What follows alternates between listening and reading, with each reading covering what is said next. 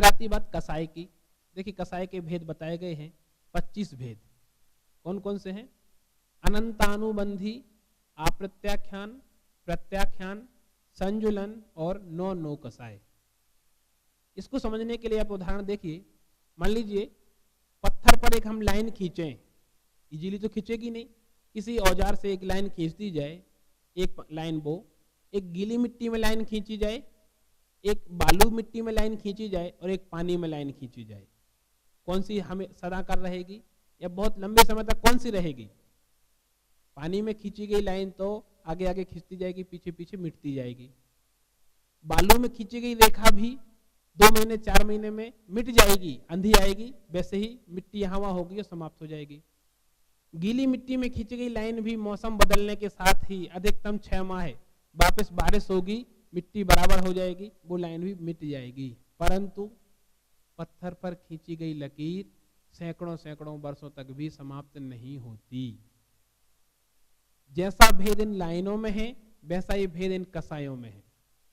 यहां हम देखिए अनंतानुबंधी कसाय पत्थर पर खींची गई लकीर के समान है, अर्थात जो व्यक्ति अनंतानुबंधी कसाय का धारक है उसकी कसाय, उसका बैर, उसका क्रोध पत्थर पर खींची गई लकीर के समान वर्षों वर्षों तक रहता है या जन्म जन्मांतर तक रहता है।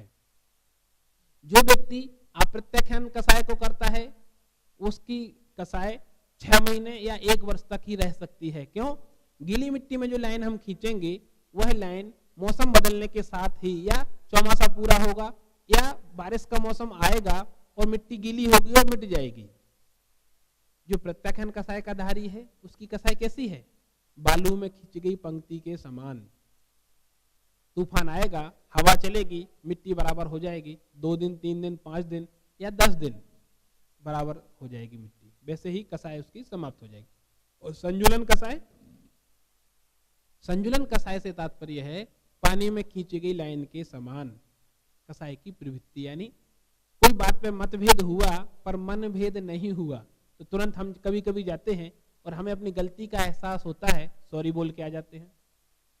मैंने आप पे गुस्सा किया और मुझे एहसास हुआ मुझे ऐसा नहीं करना था और मैं गया आपके पास, सॉरी मुझे ऐसा नहीं करना था या मुझसे भूल हो गई। ये इमीडिएट प्रायश्चित की प्रवृत्ति, इमीडिएट पश्चाताप होना, ये है संजुलन कसाय जैसी प्रवृत्ति। इसके बाद आता है नो कसाय। तो थोड़ा इनका भेद देखें। देखिए कसाय के सामान्य से क्रोध, मान, माया, लोभ 4 भेद हैं। अनंतानुबंधी कसाई की एक प्रवृत्ति है, भेद उसके वही हैं। अनंतानुबंधी क्रोध, जैसे किसी से हमारी दुश्मनी हो जाए, देखिए कोई पारिवारिक दुश्मनी होती है जो सदियों चलती है, पीढ़ी दर पीढ़ी चलती रहती है। कुछ दुश्मनी ऐसी होती हैं जो साल 2 साल बाद हमारी समाप्त हो जाती हैं, कुछ महीने 15 दिन में ही हम एक में खो जाते हैं और कुछ इमीडिएट सॉरी बोला और वापस काम पर लग जाते हैं। तो जैसे ही हमारी कसाई की प्रवृत्ति है वैसे ही यहाँ इनका स्वभाव बताया गया है। अनंतानुबंधी सम्यक दृष्टि या सम्यक दर्शन होने के पहले तक प्रत्येक जीव के अनंतानुबंधी कसाय होती ही है, परंतु सम्यक दर्शन का होना, मिथ्यात्व का जाना और अनंतानुबंधी कसाय की प्रवृत्ति समाप्त होना, तीनों एक ही कार्य है। जैसे दीपक का जलना, अंधकार का नाश होना और ऊर्जा का विकास होना, तीनों एक ही कार्य है। जिस समय दीपक जलेगा तो अंधकार भी जाएगा, प्रकाश आएगा और ऊष्मा भी मिलेगी, हमें गर्माहट भी मिलेगी। वैसे ही सम्यक दर्शन के होना, मिथ्यात्व का जाना और अनंतानुबंधी कसाय की प्रवृत्ति समाप्त होना एक ही बात है। इसके बाद अप्रत्याख्यान, इसमें भी क्रोधमान, माया, लोभ तो होते ही हैं, परंतु इनकी गृध्यता, इनकी पकड़ कम होती है। प्रत्याख्यान में और कम हो जाती है। संजुलन में तो नाम मात्र की रहती है, जैसे पानी में खींची गई लाइन कब तक दिखती है? 2 सेकंड, 3 सेकंड, 1 सेकंड, समाप्त हो जाती है। फिर नो कसाय, नो कसाय ऐसी हैं जो हमें कसाय जैसी नहीं लगती। जैसे हास्य, हंसना किसे पसंद नहीं है, पर अत्यधिक हंसना, बात बात पर हंसना, किसी को तंग करने के लिए हंसना कसाय है। रति, राग रूप प्रवृत्ति, आनंद की प्रवृत्ति। अरति, शोक की प्रवृत्ति। भय, जुगुप्सा, गिलानी, डर लगना एक प्रकार की कसाय है। क्यों? डर लगने के भाव से हम आत्मा में संकुचित हो जाते हैं, आत्मा का विकास नहीं कर सकते। स्त्री वेद, पुरुष वेद, नपुंसक वेद, स्त्री होना अपने आप में कसाय है, पुरुष होना अपने आप में कसाय है। क्यों? हमने कर्म का बंध किया, बिना कर्म बंध के तो हम मनुष्य नहीं बने, बिना कर्म बंध के हम स्त्री पुरुष तो नहीं बने। ये भी एक कसाय है। इस प्रकार से कसाय के 25 भेद। फिर बात आती है योग की। मन वचन काय, पहले बताया काय वांग मना कर्म योग, यानी मन वचन काय की प्रवृत्ति। इस प्रकार से आश्रव के 57 भेद होते हैं, उनकी चर्चा यहां हमने की। अब आश्रव के बाद तत्व आता है संवर तत्व। संवर क्या है? पहले दिन हमने जो उदाहरण दिया था कि मान लीजिए हम एक नदी पार कर रहे हैं, नाव में बैठे हुए हैं, नाव अजीव तत्व है, हम बैठे हुए हैं, हम जीव तत्व हैं, और नदी में हम नाव चल रही है और अचानक से नाव में छेद हो गया। छेद होते ही पानी का नाव में आना, ये है आश्रव। और पानी का जिस द्वार से पानी आ रहा है उस द्वार को बंद कर देना, उस छेद को बंद कर देना, यह है संवर। तो आश्रव को विरोधी है संवर। कर्मागम द्वार रूपा आश्रवा और कर्मागम द्वार निरोधा संवरहा, यानी कर्मों के आने के द्वार को आश्रव कहते हैं, और उस द्वार को, साधन को, उस माध्यम को जिससे कर्म आ रहे हैं उस माध्यम को दूर कर देना, बंद कर देना, या उस माध्यम पर कोई अवरोध कर देना, उसका नाम है संवर। देखिए संवर की परिभाषा दी, आश्रव निरोधा संवरहा, अर्थात जिस माध्यम से कर्मों का आश्रव हो रहा है उस माध्यम को दूर कर देना, उसका निरोध कर देना, रोक देना, उसे संवर कहते हैं। संवर के कारण क्या है? पहले बताया आश्रव का विरोधी संवर तत्व है, यानी जस्ट अपोजिट। तो जो आश्रव के कारण है उसके विपरीत संवर के कारण होंगे। सम्यक, सबसे पहला सम्यक, तो सम्यक दर्शन संवर का प्रथम कारण है। आश्रव का प्रथम कारण कौन था? मिथ्यात्व। आश्रव का जैसे ही अविरति था तो यहाँ व्रत। तीसरा है अप्रमाद रूप प्रवृत्ति, चौथा है आकाशाय रूप प्रवृत्ति, और पांचवा अयोग रूप प्रवृत्ति। यहाँ देखना कि जैसे वहां आश्रव के 20 भेद बताए थे सामान्य से, यहाँ संवर के भी सामान्य से 20 भेद हैं। इनमें सम्यक्त के 5, व्रत के 5, इंद्रिय निग्रह के 5, योग निग्रह के 3 एवं यतना के 2 भेद। यहाँ भी वही बात वही कही। इसके बाद आती है संवर तत्व के विशेष कारण। जैसे आश्रव के विशेष कारण बताए थे वैसे ही संवर के भी विशेष कारण हैं, वो भी 57 होते हैं। कैसे?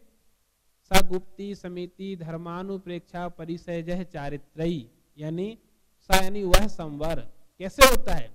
गुप्ति, समिति, धर्म, अनुप्रेक्षा, परिसयजय और चारित्र, इनसे होता है। गुप्ति से तात्पर्य क्या है? मारने वाली नहीं कि जो डंडे के अंदर रहती है जिससे किसी की हत्या कर दी जाए। गुप्ति अर्थात अपने आप में लीन रहना, स्वरूप गुप्त होना। आचार्य अमृतचंद्र ने कहा है, यैव मुक्त्वा नय पक्षपातम स्वरूप गुप्ता निवसन्ति नित्यम विकल्प जालच शांत चित्ता तयेव साक्षात अमृतम पिबन्ति। यानी जो जीव यैव मुक्त्वा नय पक्षपातम, यानी ये अच्छा है बुरा है, ये एकांत से ऐसा है, अनेकांत से ऐसा है, या मैं ये एक पक्ष ऐसा है एक पक्ष ऐसा है, ऐसा नहीं। जो नए पक्षपात से मुक्त हो जाता है, तयेव साक्षात अमृतम पिबन्ति, वह जीव ही अमृत का पान करता है। क्यों? क्योंकि स्वरूप गुप्ता निवसन्ति नित्यम, जो विकल्प में नहीं रहता वो निर्विकल्प रहता है, वही ही गुप्त होता है। तो मन वचन काय की प्रवृत्ति का निरोध करना वो गुप्ती है। समिति क्या है? सामान्यतः हम समिति में जितनी भी सरकारी समितियां उनकी बात कर लेते हैं, या समिति में सरकारी समिति के साथ साथ हम यूनिवर्सिटी में, कॉलेज में, नगर में, गांव में, पंचायत में बहुत सारी समिति बनाते हैं। इस समिति से संवर होगा क्या? यहाँ जो समिति की बात है वो 5 इंद्रियों के प्रवृत्ति से जुड़ी हुई है। देखिए तो इसके भी भेद हैं, ईर्ष्या, भाषा, ऐषणा, आदान निक्षेपण, प्रतिष्ठापन। इसके बाद बात आती है धर्म, उत्तम क्षमादि 10 धर्म। धर्म की परिभाषा क्या है? संसार दुखता सत्वान यो धरती उत्तमे सुखे सा धर्म। अर्थात हम संसार में हैं, सुखी है कि दुखी है? सामान्यतः दुखी है। तो संसार दुखता, जो संसार के दुखों से छुड़ाकर मोक्ष रूप उत्तम सुख को प्राप्त करा दे, उसे धर्म कहते हैं। वो कौन कौन से हैं या क्या लक्षण है, साधन क्या है? उत्तम क्षमादि 10 धर्म की बात यहाँ पर कही गई। उत्तम क्षमा से तात्पर्य देखिए, समिति में ईर्ष्या, भाषा, ऐसा, आदान निक्षेपण, प्रतिष्ठापन। ईर्ष्या समिति से तात्पर्य है चलना तो देख करके चलना। सामान्यतः हम अपने शरीर की हाइट के अनुसार सामने 4 हाथ तक देख के चल सकते हैं, उससे ज्यादा नहीं, उससे ज्यादा में हमें सूक्ष्म चीज दिखाई नहीं देंगे। भाषा समिति देखिए, वचन गुप्ती में तो बोलना ही नहीं, और अगर बोलना ही पड़े तो हित मित प्रिय बोलना, ये भाषा समिति। ईर्ष्या भाषा ऐसा, ऐसा यानी भोजन संबंधी, शुद्ध भोजन करना, सात्विक भोजन करना, पैसाचिक या प्रमादी भोजन नहीं करना, गिरदता से नहीं खाना। आदान निक्षेपण, कोई भी वस्तु उठाना या रखना, इनमें जीव दया का ध्यान रखना, अभिनय नहीं होना चाहिए। फिर प्रतिष्ठापन, मलमूत्र आदि का त्याग क्षेपण भी ऐसी जगह नहीं करना जिससे दूसरे जीवों की हिंसा हो जाए या दूसरे किसी को उससे कष्ट हो जाए। इस समिति की बात हुई। धर्म, उत्तम क्षमादि 10 धर्म, उत्तम क्षमा, उत्तम मार्दव, उत्तम आर्जव, उत्तम सत्य, उत्तम शौच, उत्तम संयम, उत्तम तप, उत्तम त्याग, उत्तम अकिंचन और उत्तम ब्रह्मचर्य, ये 10 धर्म की बात यहाँ पर कही गई। यहाँ उत्तम शब्द जो है वह सम्यक दर्शन का सूचक है, अर्थात अगर सम्यक दर्शन नहीं है तो जो धर्म तो होंगे पर वो उत्तम क्षमादि नहीं होंगे, सामान्य पुण्य के कारण होंगे, और सम्यक दर्शन के साथ अगर धर्म होंगे तो वो निर्जरा या संवर के कारण होंगे। अनुप्रेक्षा, अनुप्रेक्षा यानी चिंतन, भावना, अनुसरण करना, बार बार चिंतन करना। वो कैसे होती है? आत्मा के चिंतन से ही होंगी। उनके 12 भेद हैं, अनित्य, असरण, संसार, एकत्व, अन्यत्व, असुचि, आश्रव, संवर, निर्जरा, लोक, बोधि दुर्लभ और धर्म, ये 12 भावनाएं हैं।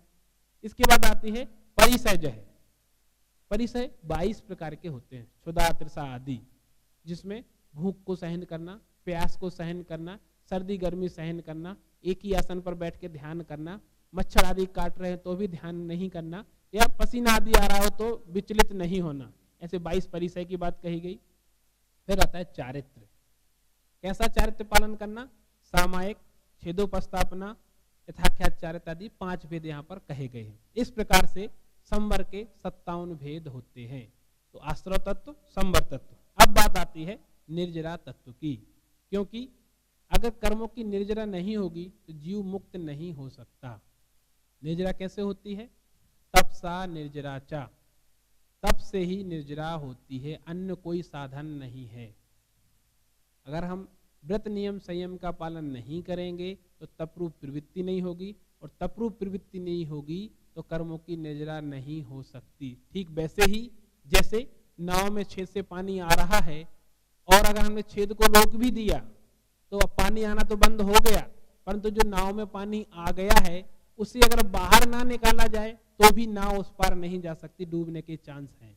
वैसे ही हम असुरूप प्रवृत्ति करना बंद कर दें, लेकिन जो पूर्व में असुरूप प्रवृत्ति हो चुकी है उस प्रवृत्ति को, उस कर्म को दूर करने के लिए व्रत नियम संयम का पालन आवश्यक है। ये निर्जरा का स्वभाव है। निर्जरा के कारण क्या है? तप ही निर्जरा का एकमात्र कारण है। और तप क्या है? तप के 2 भेद, अंतरंग तप और बहिरंग तप। अंतरंग तप क्या है? अनशन, अवमोदर्य। पहले बहिरंग तप की बात करते हैं। अनशन, अवमोदर्य, वृत्ति परिसंख्यान, रस परित्याग, काय क्लेश और विविक्त संयासन। जो तप बाहर से दिखाई दे या सामने वाला समझे ये तपस्वी है, वो प्रवृत्ति शरीर की जो दूसरों को दिखाई दे। जैसे अनशन, आज मेरा उपवास है, तो सबको पता चल जाएगा। कोई साधु उपवास करेगा तो गृहस्थ श्रावक को मालूम चल जाएगा। अवमोदर्य, एक समय भोजन करना, इसे ऊनोदर भी कहते हैं, भूख से थोड़ा कम खाना। ऐसा करेंगे तो निश्चित ही प्रमाद नहीं होगा, गिरदता नहीं होगी, आलस नहीं आएगा। वृत्ति परिसंख्यान, भोजन तो करना लेकिन नियम लेके करना।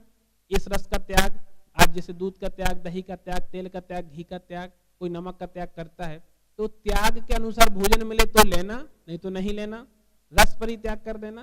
काय क्लेश, एक आसन पर सोना, एक आसन पर खड़े होकर खाना या पीना, या सोना भी तो एक ही, हम कई बार दिन रात में करवट बदलते रहते हैं, लेकिन साधुओं के लिए कहा गया आप एक ही आसन पर सोइए, एक ही करवट पर सोइए, और 1 प्रहर से ज्यादा मत सोइए।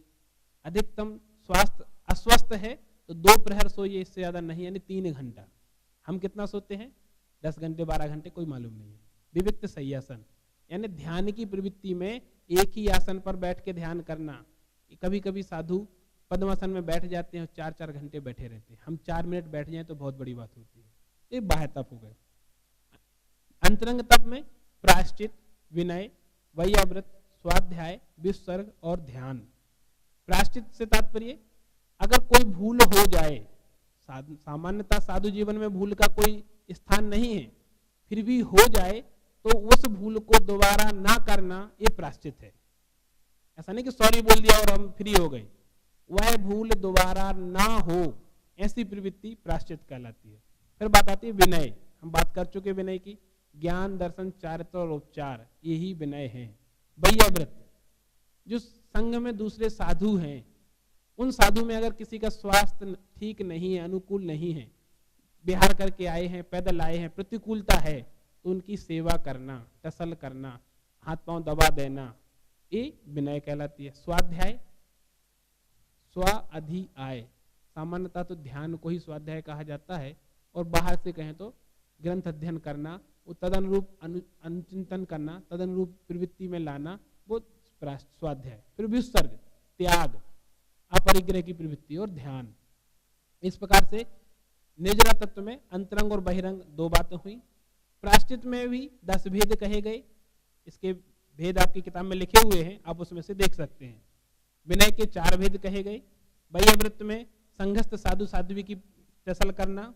स्वाध्याय में वाचना, प्रच्छना, अनुप्रेक्षा, आमनाय, धर्मोपदेश की बात कही गई।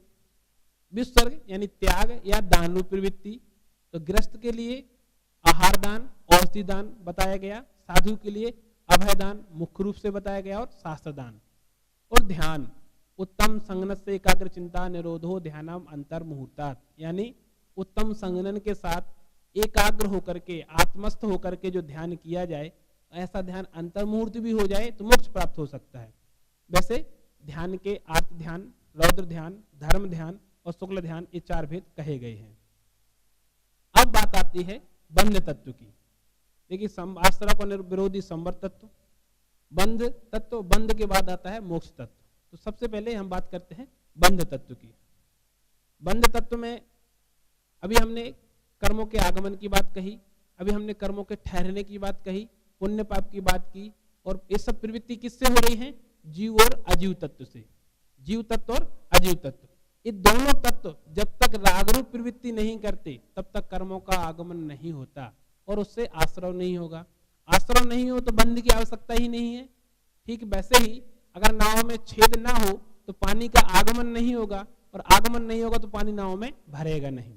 वैसे ही अगर आत्मा रागद्वेष प्रवृत्ति नहीं करेगा तो कर्मों का आगमन नहीं होगा, और अगर आगमन नहीं होगा तो कर्म आत्मा के साथ स्थिर होंगे ही नहीं।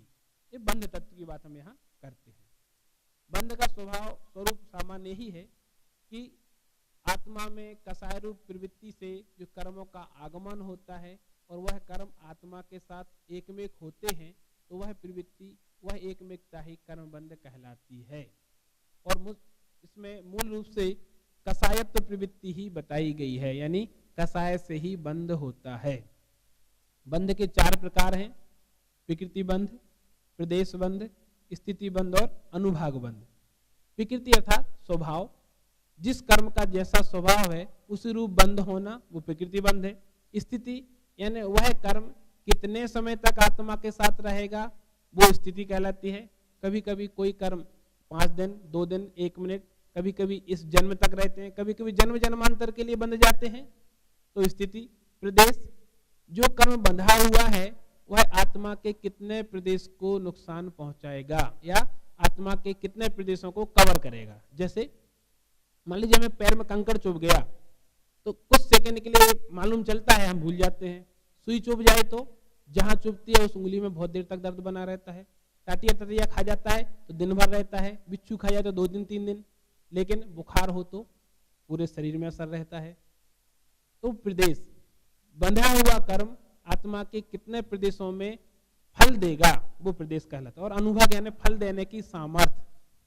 जैसे मान लीजिए मुझे क्रोध आया, आपसे मैं गुस्सा हूं, आप सामने दिख गए तो झगड़ा हो सकता है, और आप सामने ना दिखो तो गुस्सा तो आया। मैं आपके घर जाऊं, आप घर से बाहर ना निकलो तो दीवार से लड़ूंगा क्या? नहीं।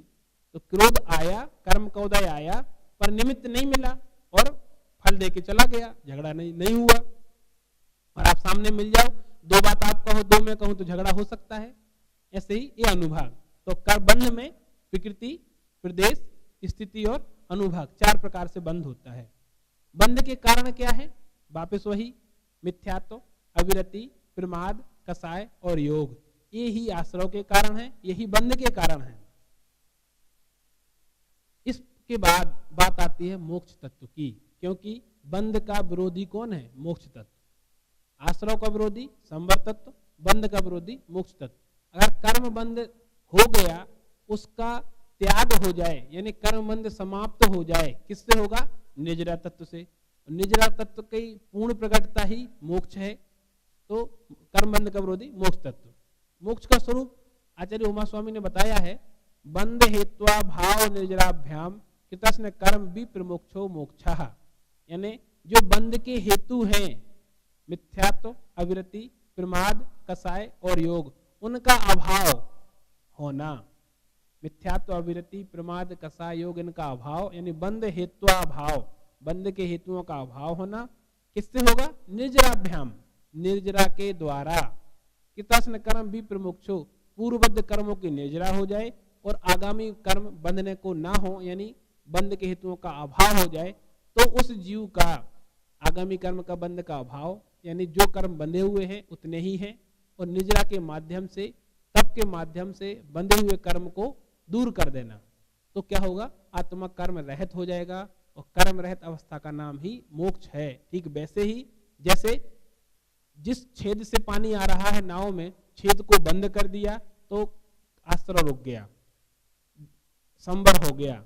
जो पानी नाव में आ चुका है, उस पानी को हमने उलीच दिया, बाहर निकाल दिया। अब चाहे वो किसी बर्तन से निकालें, चाहे हाथ से निकालें या पाइप से निकालें, कैसे भी, वो साधन क्या है? तप। बिना पुरुषार्थ के तो निकलेगा नहीं। ऐसा तो हो नहीं सकता कि अपने आप पानी नाव से बाहर चला जाए, वो तो होगा नहीं। तो वो तप, परिश्रम, पुरुषार्थ, और बंध हेतु का अभाव हो गया, यानी जहां से कर्म बंद हो रहे थे वो साधन रुक गया। निर्जरा के माध्यम से पूर्वबद्ध कर्म समाप्त हो गए और नाव ऊपर आ गई, उस पर चली जाएगी। वैसे ही आत्मा कर्म रहित हो जाएगी तो मुक्ति को प्राप्त हो जाएगी। मोक्ष के कारण क्या है? मोह क्षयाच ज्ञान दर्शनावरंतराय क्षयाच केवलम। सबसे पहले मोह का क्षय होना चाहिए। मोह क्या है? राग देश की प्रवृत्ति को ही मोह कहते हैं। जब तक इसका क्षय ना हो, तब तक दर्शनावरणी आदि कर्मों का क्षय नहीं होता, और कर्मों का क्षय हुए बिना मोक्ष प्राप्त नहीं होता, केवल ज्ञान प्राप्त नहीं होता। मोक्ष मार्ग क्या है? सम्यक दर्शन ज्ञान चारित्राणि मोक्ष मार्गः।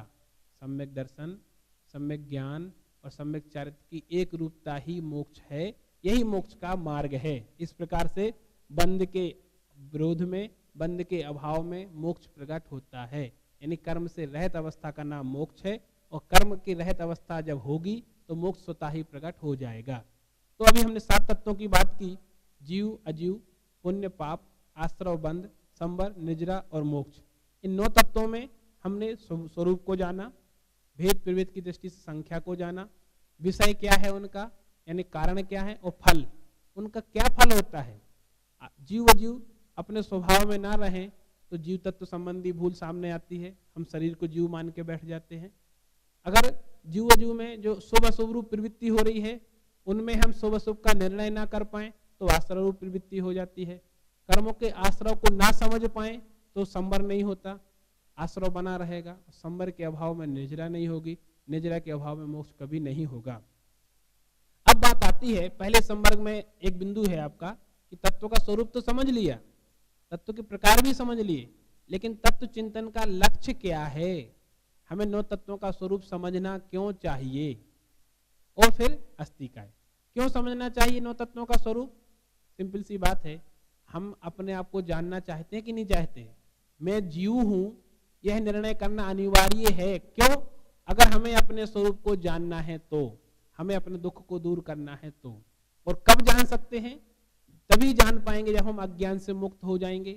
कब होंगे अज्ञान से मुक्त? जब स्वभाव को जानेंगे। भाई अपने घर का पता कौन पूछता है? पता दूसरे घर का पूछा जाता है ना, कि अपने घर का पूछते हैं। लेकिन मैं जीव हूं अजीव नहीं, ये हमारा वो है, एड्रेस है। कौन जानता है? किसी का भी नाम लेते वो खड़ा हो जाता है। नाम लिया महेश सुरेश मुकेश, व्यक्ति तुरंत खड़ा हो गया। आत्मा का नाम महेश सुरेश है क्या? आत्मा का नाम तो नहीं है। ये पहचान तो शरीर की है। तो हम आत्मा का स्वरूप क्या मानते हैं? शरीर प्लस आत्मा बराबर मैं, ऐसा मेरा नाम। तो भूल क्या है? ना तो हम आत्मा को जान रहे ना शरीर को। तो राग द्वेष हो रहा है, तो मोह हो रहा है, इसलिए मोक्ष की प्रवृत्ति नहीं हो रही। मूल कारण में मिथ्यात्व है। ये तत्व चिंतन का लक्ष्य है, यानी अपने स्वयं की पहचान करना और यथार्थ श्रद्धान करना, ये तत्व चिंतन का लक्ष्य है। अब बात आती है पहले संवर्ग में अंतिम बिंदु, अस्तिकाय। देखिए प्रारंभ में जब तत्व की बात शुरू की थी तो जीव तत्व की बात हम कर रहे थे। जीव तत्व में कहा गया कि आत्मा जीव है, शेष सब अजीव है, यानी पुद्गल है। तो पुद्गल यानी द्रव्य है, द्रव्य छह होते हैं, जीव, पुद्गल, धर्म, अधर्म, आकाश और काल। जीव पुद्गल ये दो मूल द्रव्य हैं, शेष द्रव्य इनके सहायक द्रव्य। संसार इन छह द्रव्यों से मिलके ही बना है। जो भी दिखाई देता है वो पुद्गल है, रूपी है, मूर्त द्रव्य है। शेष पांचों द्रव्य अमूर्त हैं। जीव दिखाई नहीं देता, धर्म द्रव्य, अधर्म द्रव्य, आकाश द्रव्य, काल द्रव्य दिखाई नहीं देते, ये अमूर्त हैं। परंतु जीव दिखाई देता है। जीव कैसे दिखाई देता है? अनुभव से। हम कहते हैं आत्म साक्षात्कार। तो सामान्य रूप से जीव अमूर्त है, पर आत्म साक्षात्कार की दृष्टि से मूर्त हो जाता है। इनमें जीव, पुद्गल, धर्म, अधर्म और आकाश, ये पांच द्रव्य बहुप्रदेशी द्रव्य हैं। बहुप्रदेशी द्रव्य से तात्पर्य इनके प्रदेश संख्या में संख्यात, असंख्यात और अनंत हैं, इसलिए ये अस्तिकाय हैं। अस्तिकाय समूह में जिनका अस्तित्व है वो कहलाते हैं अस्तिकाय।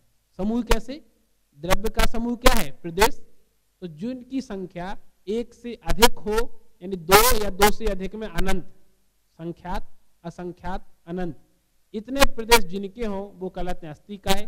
परंतु सभी द्रव्यों का जो परिवर्तन होता है वो काल द्रव्य के माध्यम से होता है, और परिवर्तन सब में एक सा, एक समान, एक साथ नहीं होता। प्रत्येक द्रव्य में परिवर्तन अलग अलग होता है। मान लीजिए आप सब स्टूडेंट यहाँ बैठे हैं, सबको एक साथ समझ में आ रहा है क्या? सबकी बुद्धि एक सी है क्या? सब एक साथ पढ़ते हैं क्या? सबके नंबर एक से आएंगे क्या? कोई गारंटी नहीं है। क्यों? सबकी बुद्धि अलग अलग है, सबका स्वभाव अलग अलग है, सबकी ग्रहण करने की क्षमता अलग अलग है, इसलिए सबके परिवर्तन, सबका काल द्रव्य अलग अलग है। हमारे स्वभाव के अनुसार प्रवृत्ति, स्वभाव के अनुसार परिवर्तन होता है, इसलिए काल द्रव्य एक प्रदेशी है। ठीक वैसे ही जैसे एक गिलास में पानी हो तो हम डिसाइड नहीं कर सकते कि अंतिम बिंदु कौन सा है और पहला बिंदु कौन सा है। क्यों? एक मेक हो गया, दूध में पानी मिलाया, अब बताइए दूध कौन सा है, पानी कौन सा है? तो सामान्यतः हम नहीं बता सकते। परंतु एक मुट्ठी चीनी या एक मुट्ठी गेहूं हाथ में ले लीजिए, एक एक दाना अलग अलग है कि एक साथ है? एक एक दाना अलग अलग रहता है, कभी भी एक मेक नहीं होते। वैसे ही काल द्रव्य के परमाणु प्रदेश एक एक ही हैं, असंख्यात दृष्टि, संख्यात नहीं, असंख्यात नहीं, अनंत नहीं, यानी एक में एक नहीं है, घन रूप में नहीं है। क्योंकि उसके प्रदेश एक एक हैं, इसलिए उसे अस्तिकाय नहीं कहा गया। शेष पांच द्रव्य जीव, पुद्गल, धर्म, अधर्म, आकाश और काल, ये समूह में रहते हैं। समूह में प्रवृत्ति होती है, समूह में गमनागमन होता है, समूह में ही इनकी सारी क्रियाएं होती हैं, इसलिए इन्हें अस्तिकाय कहा जाता है। इस प्रकार से पहला संवर्ग तत्व का स्वरूप, तत्व के प्रकार, तत्व चिंतन का लक्ष्य और अस्तिकाय, इसकी बात हमने की है। आगे चर्चा कल करेंगे।